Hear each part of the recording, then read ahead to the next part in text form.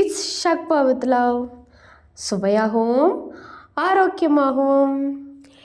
எல்லோரும் ஆரோக்கியமாக இருக்கிறீங்கன்னு நம்புகிறேன். இன்றைக்கி நம்ம ஹோம்மேட் கேக்கு வித்தவுட் அவன் வச்சு நம்ம பண்ணலாம். ஹோம்மேட் கேக்கு பனானா கேக். இப்போ குட்டீஸ் எல்லாம் வீட்டில் இருக்கிற டைமு சம்மர் ஹாலிடேஸில்.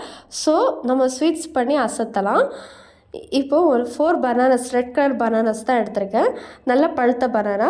அதை ஃபஸ்ட் ஆஃப் ஆல் வந்து மிக்ஸி ஜாரில் எடுத்து கட் பண்ணி அரைச்சிக்கலாம். அரைச்சிக்கிட்டு அது கூட ஏலக்காய் ஒரு சின்ன பிஞ்சு போட்டுக்கலாம். நான் அரைச்சி வச்சுருக்கேன், அதை போட்டிருக்கேன்.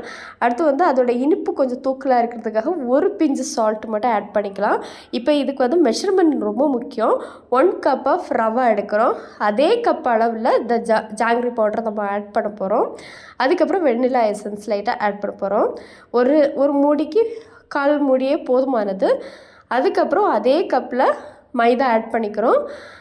அதுக்கப்புறம் ஃபைனலாக வந்து அதே கப்பில் ஹாஃப் அளவில் மில்க் ஆட் பண்ணிக்கிறோம். இது இவ்வளோ ஆட் பண்ணதுக்கப்புறம் நல்லா மிக்சியில் அரைச்சிட்டு நம்மளுக்கு இப்போ வந்து மாவு ரெடி ஆகிடுச்சு. கேக்குக்கான மாவு ரெடி ஆகிடுச்சுது. இப்போ நான் டிஃபன் பாக்ஸில் தான் பண்ணுறேன். டிஃபன் பாக்ஸில் வந்து பட்டரை ஆட் பண்ணிக்கலாம். எட்ஜஸ்லாம் ஒட்டாமல் இருக்கிறதுக்காக ஆட் பண்ணிவிட்டு அதில் வந்து நம்ம பேட்டரை ஆட் பண்ணிக்கலாம். அடுத்து மேலே வந்து கொஞ்சமாக பட்டரை ஆட் பண்ணிக்கலாம். இவ்வளோ ஆட் பண்ணிவிட்டு இந்த டிஃபன் பாக்ஸை மூடிட்டு நம்ம நார்மல் வெசலில் கீழே வந்து வாட்டர் ஃபில் பண்ணிவிட்டு வாட்டர் லெவல் வந்து மினிமல் லெவலாக இருக்கணும். ப்ளஸ் நம்ம ஒரு ஸ்டாண்ட் வச்சுட்டு அதுக்கு மேலே டிஃபன் பாக்ஸ் வச்சு மூடி இருக்கிறேன். நான் இண்டக்ஷன் ஸ்டவ்வில் தான் பண்ணுறேன். இது ஒரு 1/2 hour நல்ல ஸ்பீடில் வச்சிட்டோன்னா நம்மளுக்கு வந்து கேக் ரெடி ஆயிரும். இதை செக் பண்ணுறதுக்காக ஒரு ஸ்பூன் வச்சு உள்ளே குத்தி எடுக்கிறோம். அப்போ வந்து இன்கேஸ் ஸ்பூனில் வந்து ஏதாவது ஒரு மாவு பிசுக்கு இருந்துச்சுன்னா நம்மளுக்கு வந்து கேக் ரெடி ஆகலை. மாவு பிசுக்கு ஒட்டாமல் இருந்துச்சுன்னா நம்மளுக்கு கேக் ரெடி ஆகிடுச்சுன்னு அர்த்தம்.